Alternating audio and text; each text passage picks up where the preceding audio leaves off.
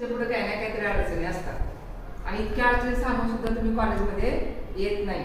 लक्षात घ्या, फक्त सम्राट हर्षवर्धन वयाच्या 16व्या वर्षी अनेक संकटातून मार्ग काढून वर्धन घराणं मोठं केलेलं आहे, साम्राज्य विस्तार मोठा केलेला आहे. किती होतं वय? फक्त 16 वर्ष. तर 16व्या वर्षी त्याच्या पुढे इतक्या अडचणी आलेल्या होत्या. बघा तुम्ही किती तुमच्या अडचणी सांगत असताय.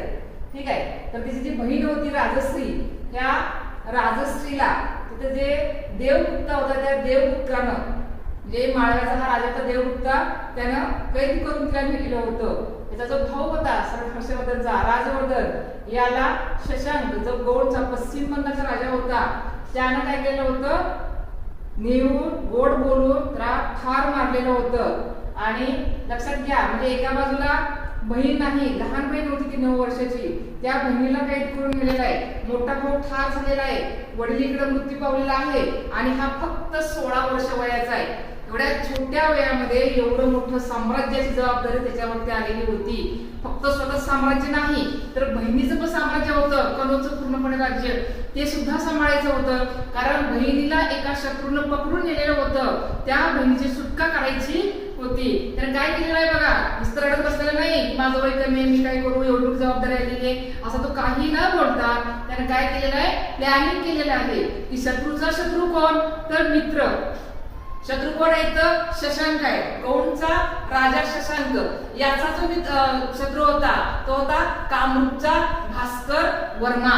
याच्याशी मैत्री सम्राट हर्षवर्धनने केलेली आहे. म्हणजे आपल्या शत्रूचा शत्रू जो आहे त्या शत्रूची मैत्री म्हणून स्वीकार करून त्याची मदत घेतलेली आहे आणि भास्कर वर्माची मदत घेऊन शशांकचा पाडाव केलेला आहे. लक्षात ठेवा.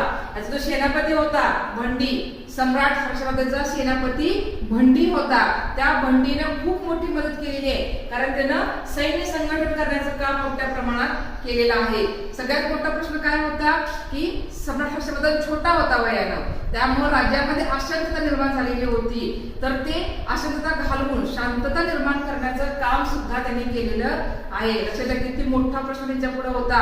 वय फक्त 16 आणि प्रश्न मात्र 1000.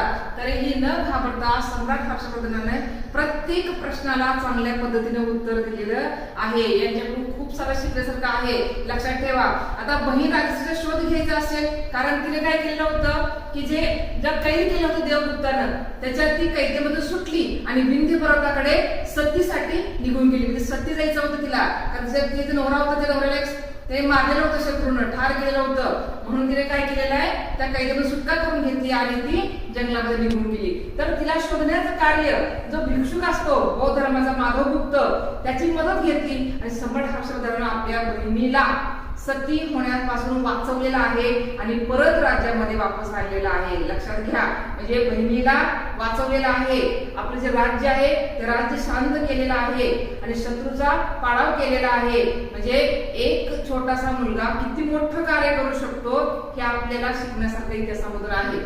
समजलं?